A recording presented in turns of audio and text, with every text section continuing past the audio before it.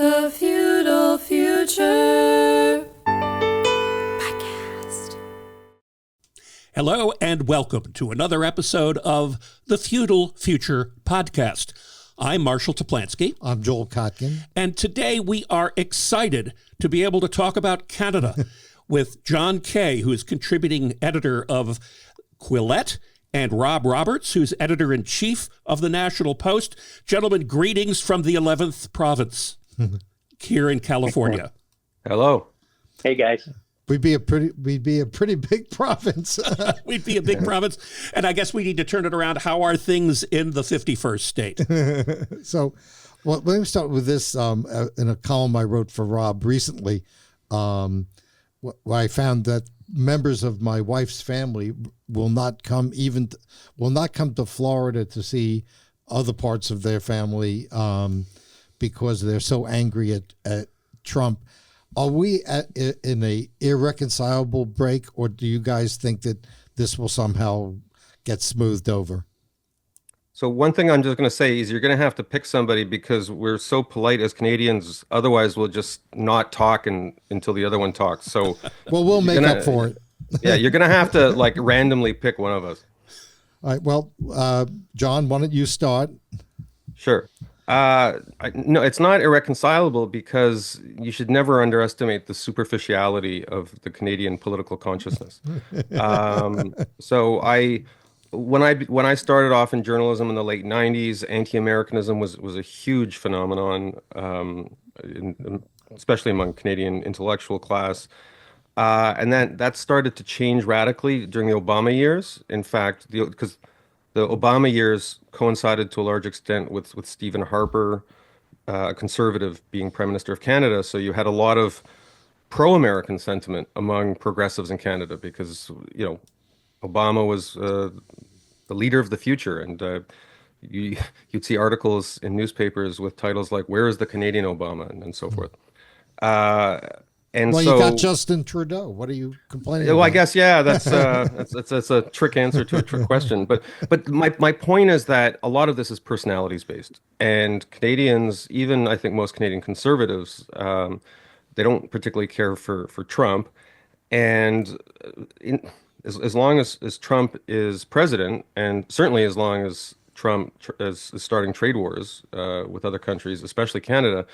I think it's irreconcilable to that extent, but I don't think this is something that will last beyond the next election if the next election brings somebody who takes a more reasonable approach to their relationship to Canada. It's not really even about the United States. It's about one man. It's about Trump. Canadians don't like Trump. Yeah, Rob, what are your thoughts on that? Well, I think disclosing that my wife was recently gifted a half ownership of a condo in Fort Lauderdale. Nice. And so I am very much hoping this is transitory, and I'm fully prepared to go to Fort Lauderdale. It does affect real estate prices, by the way. I know, not to turn this into a Del Boca Vista thing, but I know that my own in-laws have been trying to sell their place in Vasari, which is just north of Naples, and for several months now. And it's definitely softened the market because a lot of the buyers are typically Canadian, snowbirds, as they call it.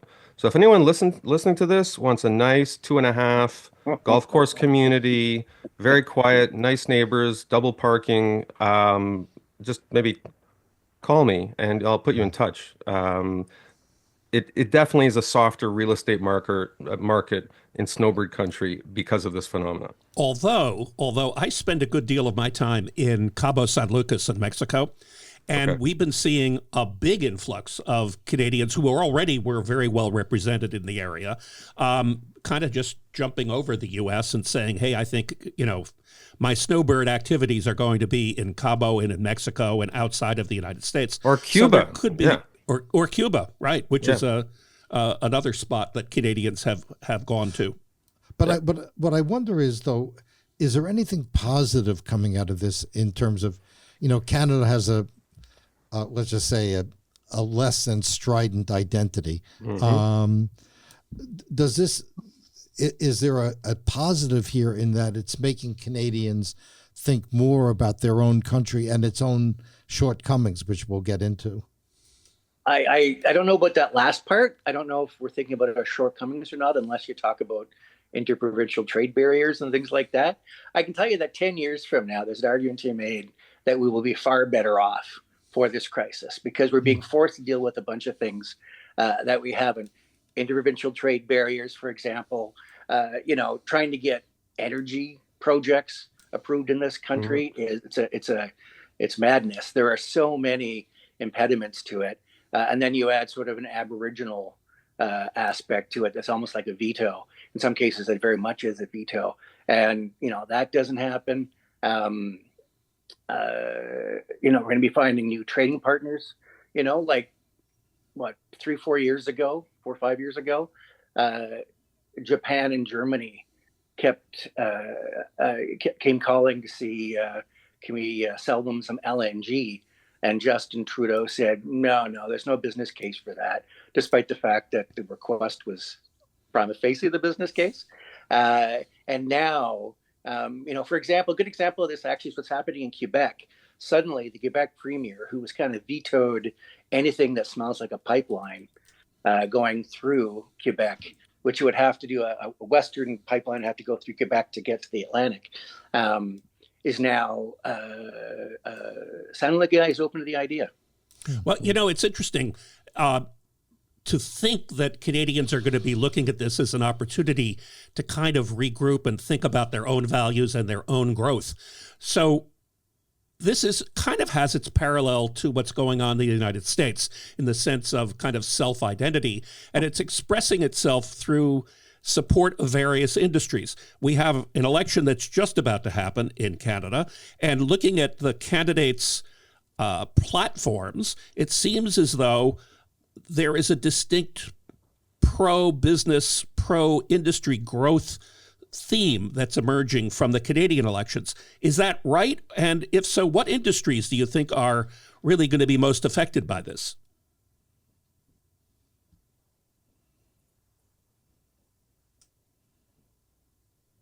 Rob? I can jump in. Frankly, it's hard to imagine an industry that won't be affected. Trump has talked about banks. We've seen some conversations about, reshoring. How many American branch companies are going to basically, bring their headquarters back to America? There's not a whole lot of percentage in them for staying here. I think a key one, the conversation, we have a morning meeting with the National Post is sort of the flagship of a chain of newspapers across the country called Post Media. And every morning we've been meeting since Trump started talking about tariffs to basically coordinate coverage. And the thing that keeps coming up from the other editors is cars, right? Automobiles. The auto pact. A lot of our economy in certain parts of the country, especially Southern Ontario, parts of Quebec, are built around the auto pact. We have, what they call just-in-time delivery of parts back and forth across the border. Sometimes an auto, a part can cross the border 10 times, right? Before it's part of a finished car. What that looks like post tariffs, God only knows. But what about and another big issue would be the military. I mean, is Canada going to wake up and say, "Hey, look, at some point we have to have a military that can actually contribute to defense." Canada did some very heroic things in both the First and Second World War, not so heroic more recently. So, is there any change in the mentality about defense? Jonathan, you want to take that one?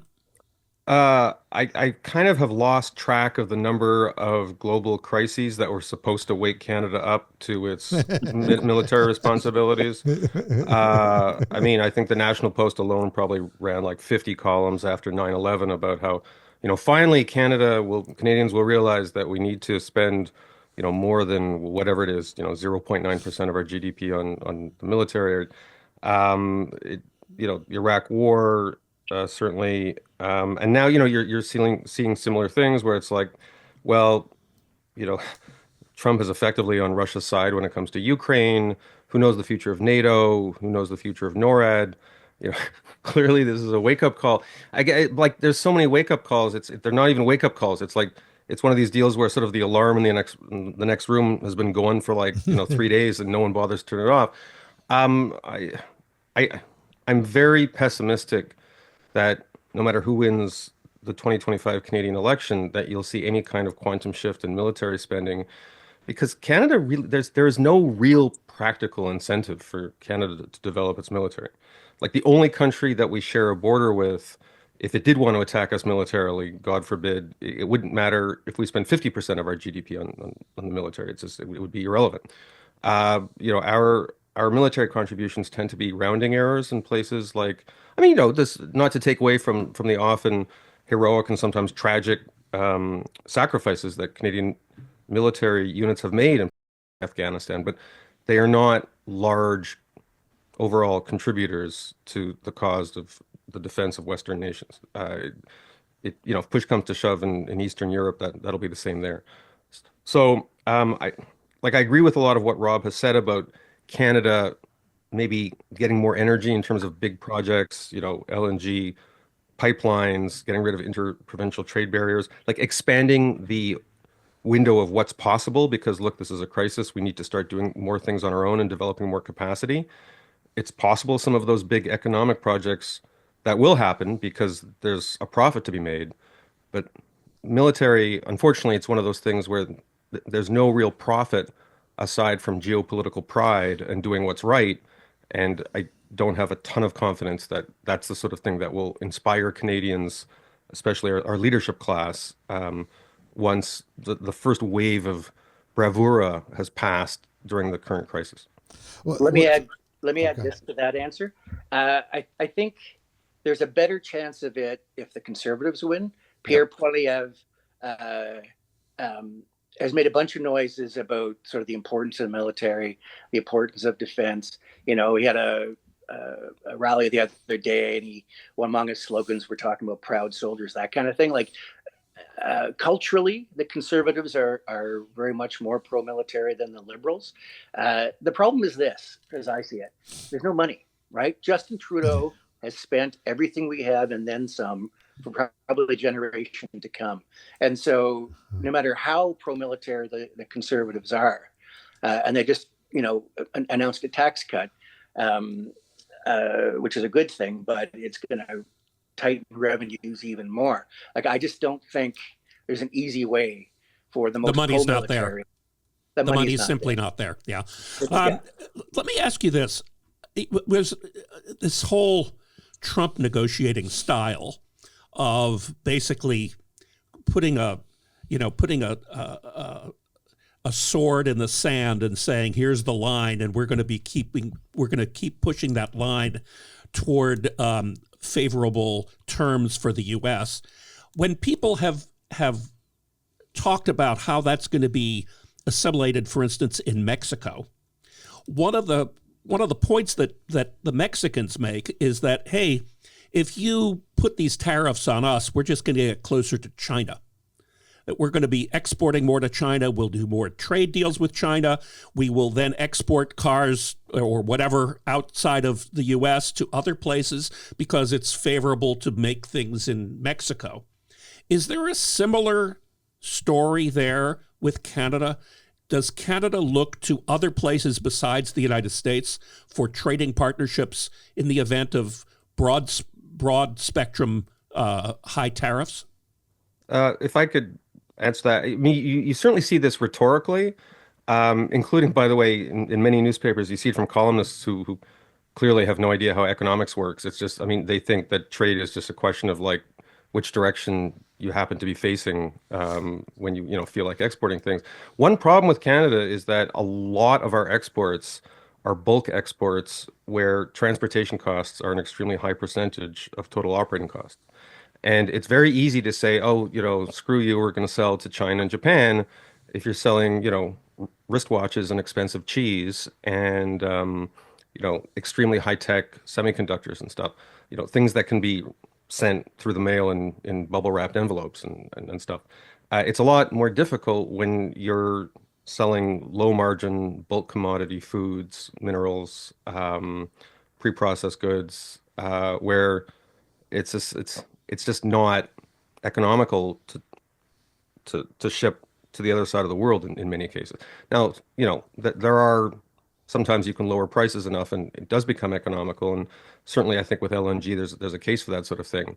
But for that reason, I think it's unrealistic to think there's going to be any kind of instant quantum shift. And also for the reason that Rob specified is that a lot of the stuff we export, it's not generic widgets. It's made to order just-in-time goods that that have been planned, designed uh, into the supply stream years ago. Like when people are designing new cars, they say, well, this will come from Canada, this will come from the United States.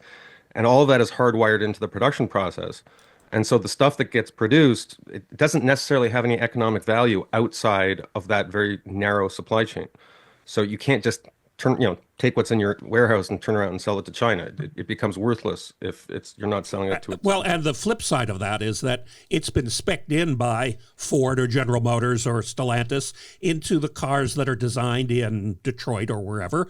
And it's very hard for them to shift the supply chain away from Canada. That's true. But then what's the incentive for them to renew that contract when the next production cycle comes, right? Like um, it's very, very hard to just then retool those factories and say, well, we're going to sell it to other continents. So I'm a little bit pessimistic about how that would operate, but over the scale of decades and generations, it'd be possible, but that's not the political timeline most people are thinking of.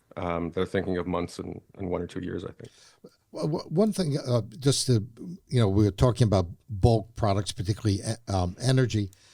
It seems to me that the new prime minister is just the absolute epitome of sort of the globalist, green, net zero. I mean, and of course you can see what's happened to the UK economy, which is, just, pretty pathetic outside of London. Is there any idea of how Carney is going? Is Carney going to have to wake up and say we can't have these policies because this is what our asset is, or you think he's going to stick with it the way Trudeau did? I don't know. I mean, he is anti-pipeline. He has said no more pipelines, right? He is all about, like, the carbon tax is kind of a Carney idea. So he's given every indication so far that he has no interest in developing energy projects any more than the minimum that he has to. But he did kill the tax, though. He did, but he reduced the tax to zero, right? And there are those people who would say, because the way that the legislation works, right? He reduced the tax to zero rather than killed it. But that may be procedural, or it may be that he's got other plans once the election's done, right? Can I just jump in there for a sec? Because first of all, I don't like the term globalist because we're all globalists. Like if you use an iPhone or an Android phone or like we're using Zoom right now, which is Chinese technology apparently. Like everyone's a globalist. No, it's actually California technology. Whatever Chinese it is. Person from California. Okay, well, the fact that he came to California and developed cool stuff, I mean, hooray for immigration. Like I'm a proud globalist, and whenever I hear that term, I kind of roll my eyes a little because there's no alternative between globalization and like mercantilism from the 19th century. So like we're all globalists. And in terms of the question about like carbon tax and environmentalism, the trend in Canada is similar to the trend in other countries, which is that when times are good and there's nothing else to worry about, if you have a center-left government, they roll out an ambitious environmental policy. Rob remembers Stéphane Dion and the so-called green shift from, it seems like, 100 years ago. But, the economy was good and we had this, he's fallen into obscurity now, but we had a liberal prime minister named Stéphane Dion. And around that time, the liberals had this thing called the green shift. Don't ask me how the green shift worked or how it was different from the brown shift or the black shift. But whatever it was very similar, ambitious plan. The same rhetoric. Everyone was going to profit. We were all going to get rich, and we were going to save the planet. And then the economy turned south, and there was no more green shift. And that's something similar is happening with the carbon tax, which is announced with much fanfare. It was going to save the planet. Oh, people don't like it. Things are tough. Tariffs. Okay, let's get rid of it. And so this is cyclical. And in terms, and I think Rob is correct to express agnosticism about Carney's intentions because Carney, in terms of his policy, he's like a hole in the air. Like, I mean, if you look at the aphoristic policy statements he's made, many of which are just sort of meaningless. I mean, a lot of his appearance as the liberal heir is kind of an inoffensive, broadly likable sort of liberal template for what a liberal leader should look like and sound like. Because everyone realized that they were kind of sick of the Justin Trudeau social justice clown show, and they wanted somebody who looked like a functional adult to take over. And he's the functional adult. And he's going to say and do things that his pollsters tell him are the sort of things that functional adults are supposed to say and do, including like some things he said that are very bizarre. They sound like they're written by AI.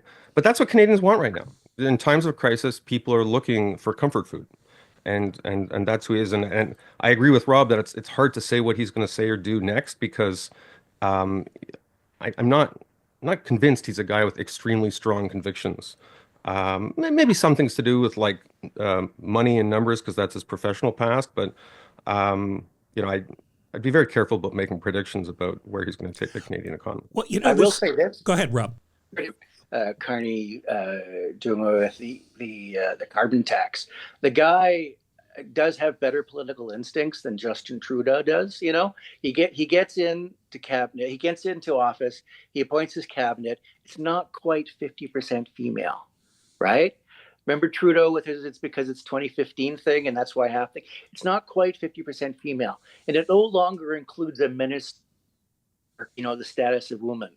You know, there are less considerations. They're not entirely gone because there's it's. You're breaking up a little on us here, Rob. We may have lost you, Rob. Are you there? All right, let me bring it back to John. So, John, this begs the question about wokeism. Yep. And the U.S. version of woke rejectionism is what Trump is doing, which is let's just completely undo any kind of, DEI initiatives that have been happening over the past 20 years. Let's just, zero that out. And we're going to start with the whole notion of let's get stuff done, forget about equity, inclusion, and diversity. If that's the extreme side of things, where is Canada in that? Is it just dipping its toe in anti-wokeism? And you're talking about the cabinet being just under 50% female. It wouldn't even be a consideration here, Rob. Yeah. So where do you guys think this is going in terms of the rejection of wokeism? Rob, do you have your audio back? Because I know you lagged out there for a bit. Give it a try, Rob. My audio's you kind of been in and out for me, but I heard all of that. But I will say this that that's definitely a question designed for John Kay. Well, yeah. Although I'm going to be less fire and brimstone about this than maybe some expect because if you follow me on Twitter, some of my articles, like I think the woke phenomenon, the so-called woke phenomenon, I'm not even sure if we're allowed to use that word anymore, is ridiculous. The thing is, I wanted people to reject wokeness because it was dumb, not because somebody in political power started issuing top-down decrees telling people to stop implementing DEI stuff. I'm a good Canadian. I have no problem with diversity. Equity, inclusion, they're all nice things. When people use the epithet woke, what they mean is these things taken to a ridiculous extreme. And in Canada, we absolutely have had things taken to a ridiculous extreme, and by the way, in that, I'm not even including having 50-50 cabinet gender equity, which, there's a lot of very smart women, and I have no problem with 50-50. What I objected to was Trudeau not shutting up about it like for the first 6 months of his tenure, and turning it into a kind of political fetish and an end in itself, as opposed to a tool to get good, smart people leading the country. So I think a lot of Trudeau's values were broadly shared. Canada's a feminist country. We're a pro-choice country. We're a socially progressive country. Their problem with Trudeau was taking it to an extreme, is that all of the absurd, faddish, performative progressivism that you would see in kind of like an American college student council club, he was kind of a manifestation of that. And even many progressives thought, you're the leader of a G7 country. You really need to stop running for student council president. It's embarrassing. And that was the problem. But like I also have a problem, for instance, with, like Ron DeSantis, using his political power to try and tell university professors to stop teaching gender studies or stop teaching this or stop teaching that. Like that to me is sort of a classical liberal. I've problems with that too. The one problem with the woke movement is it created such a pent up sense of disgruntlement among conservatives about the ludicrous excesses of it, that as soon as conservatives come into power, they overplay their hand, and they start becoming illiberal in their own right.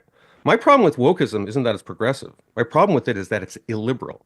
And when conservatives use illiberal mechanisms to try and, sorry, my camera shifted there, to try and go after that, to me, that's part of the problem.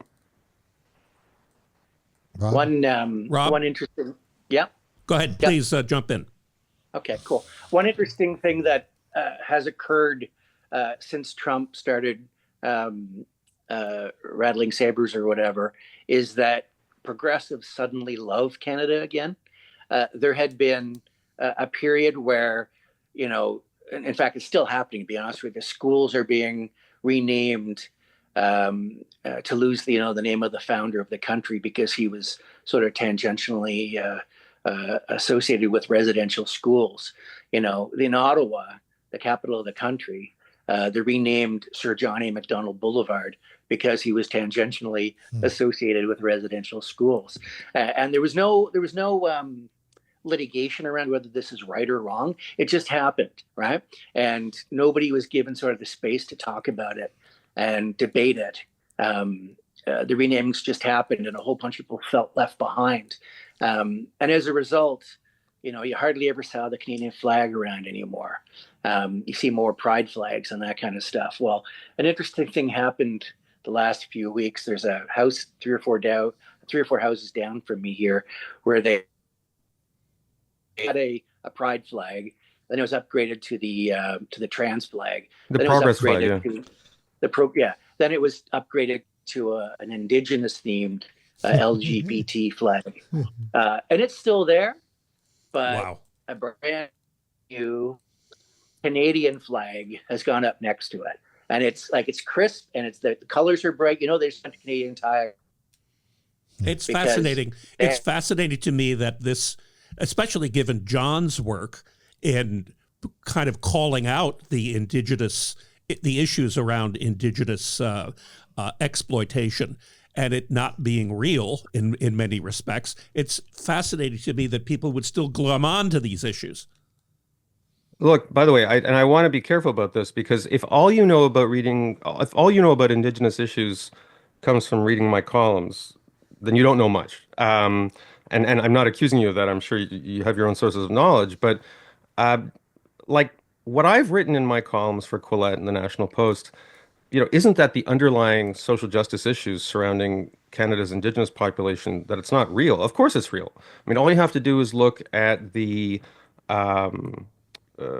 data around things like mortality and earnings, unemployment, rate of contagious diseases. You have a lot of very serious social problems in Indigenous communities in Canada, many of which are directly related to a legacy of racism, including racism expressed through the residential school system. Everyone agrees with that. I mean, there's people who argue around the edges about, the extent of it. My issue has always been, again, turning this into a defining national trait, turning it into a political fetish, and also overstating the case in sometimes ludicrously overblown ways of course, the most egregious being the social panic that unfolded in Canada in 2021 when it was falsely claimed that the bodies or the confirmed graves of Indigenous children have been found, at least 215 of them, and at one point it was claimed that thousands more were being found across the country, who had been ruthlessly dispatched, murdered even, by bloodthirsty priests and nuns and ministers as part of the residential school system. And this was it proved to be complete nonsense, although political leaders are still look at their shoes when the time comes to tell the truth about it, because it was a very embarrassing social panic, and walking it back has proved to be beyond the intellectual capacity of the leadership class. But that is the sort of thing that I have written about, and which I think is a disgrace.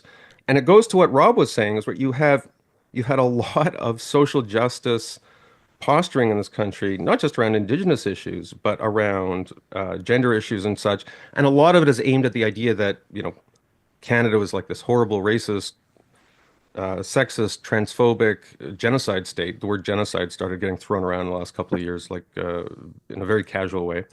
Um, and then in the last couple of months, it's like, oh wait, no, sorry, we hate Trump, and we're the greatest country on earth, and hooray for Canada, and and yet, when it comes to political fetishes, Trump is using the same exact techniques, right? The people from wherever, Mexico, El Salvador, are coming in. They're raping our children. They're killing our people, and it is so incredibly overblown that it's the mirror image hyperbole. It's this kind of apocalyptic hyperbole is the calling card of every radicalized political movement, including radicalized populism, including radicalized progressivism. It's just a question of who you're demonizing as being horrible. But it is in Canada it's particularly weird and bizarre because the time frame has been so compressed. As recently as maybe like 2 years ago, people were still just babbling on about how Canada is supposedly a genocide state like Rwanda in 1994 or Nazi Germany or something, and just thousands and thousands of Indigenous children, ruthlessly exterminated and in these graves that no one seems to be able to find.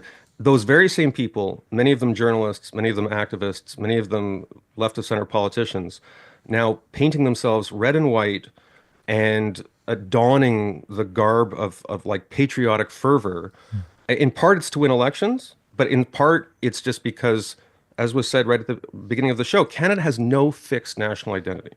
We're either the greatest country on earth or we're the worst country on earth, depending upon the news cycle. It's embarrassing and it's dispiriting, but it also makes me just completely unable to offer any political predictions about this country because it's like predicting the mood of a person, of a friend of yours who's like who's manic. Like you never know what they're going to wake up, how they're going to feel about themselves. That's how Canada's national identity is. So it's completely unstable. You're telling me I married into a family of manic depressives? I hope your family's like my family, that they would rather do anything in life except listen to my podcast, because that's my protection, is that I know they wouldn't be caught dead listening to me on a podcast. So I can say anything about them. So I hope you're in the same boat. By the way, we're not sure that Joel's family actually listens to our podcast. Yeah, that's true. We're not. They may not be fans at all. So we're it's not all clear. My wife gets an AI summary of my podcast, so she can be conversant and she doesn't have to listen. So, well, this has been really fascinating, but maybe just to wrap it up, we'd like to get your predictions of where the U.S.-Canada relations, or where Canada is going in the next few years. Rob, you want to start? Everything depends on Trump. If he soldiers on like a bulldozer and doesn't get distracted by whatever other the judicial challenges and all the rest, if he continues on this path, we're going to have at least 3.5 really bad years. If he gets distracted, sidetracked, finds some kind of face-saving way out of this, then there'll be a return of some normalcy. But I will say this: no matter how much the Americans end up wanting to normalize things again. There has been a real breach of trust, a breach of friendship. We're hurt. Honestly, we are hurt, and we are angry in a way that I've never seen. And so, when America decides it wants to be our friend again, it's going to be a challenge to make that happen. Rob got 100% right. That's why he's the editor-in-chief of the country's best newspaper. But I will just add to that saying it didn't have to be this way. I think Rob can attest to this, that in the 6 months before Trump got elected, there was actually like a real warming to Trump among Canadian. I mean, we don't vote in U.S. elections, but if you looked at polls, people were like, yeah, he doesn't like DEI. He doesn't like this. He says, hey, Trump's, it's not such a bad guy. And then that just completely went in the toilet after he just decided he was going to destroy the North American economy because of some of his delusions. And so it was like completely gratuitous, completely destroyed his brand. And also for me, it's destroyed the brand of American conservatism. Because watching all these, I mean, there's some notable exceptions like David Frum, who's just a very honorable exception, but watching all these like American conservatives who I used to respect, just like flipping on a dime and just, oh yeah, Canada sucks and protectionism is awesome and screw free trade and oh yeah, in Ukraine, fuck them. Like I mean, just watching these people who I used to respect turn into complete babbling idiots because they're Trump cultists has been one of the most disillusioning things I've ever seen, and it's one of the reasons I would never call myself a conservative now because of their embarrassing spectacle. It does strike me, listening to both of you, that the one possible positive outcome that is going to happen from this, from a Canadian point of view, is that Canadians will actually have to define for themselves what that national identity really is that you, John, felt was rather indistinct. And so that this could be a side benefit, that Canada could actually kind of circle the wagons and say, hey, this is what we're about. Why do we need an identity? I mean, identities are a little bit like overblown. There's so many thumbsucker articles that I've read over the last 25 years during my career in journalism. What's the Canadian identity? Is it this? Is it that? Is it like a bread box, or is it like a circle or a square? Like, who cares? To me, life is more about, getting along with people, being productive, being respectful of your neighbors, trying to live long, happy, prosperous lives. And Trump if that's all you care, which I agree that's a very banal formulation about what life should be about, but even at that lowest common denominator of what life should be about, Trump has still screwed that up because he's an idiot. And it does fill me with anger, not even so much as a Canadian, but just as kind of like a rational, liberal-minded human being watching a person gratuitously destroy his own country's political order and the economies of the countries around him. It's a sad thing to watch. Well, I'll get the last word because we're the hosts. We also had, the reason we have Trump is because we had a different kind of idiot in office before who did things that just created the conditions in which somebody who has never been a particularly popular figure could be elected, and reasonably decisively. So the problem is you had one group of, just incredibly stupid policies that allowed for this guy I call Dr. Demento to get back in office. Someone put us in charge. Put us in charge. I mean, who? So that's what I'm saying. Welcome to the 11th province. There you go. Okay. But the last thought I'll share is that if you look at the way in which Trump is actually doing this, the stated reason is to project American leadership around the world. I find it hard to believe that you can create a leadership environment where people will view you as the leader if they have absolutely no trust in your policies and your policies toward them. And so this is a huge issue that I don't even think the narcissistic folks in today's in the American cabinet or in the American government are even tuned into. Yeah. True that.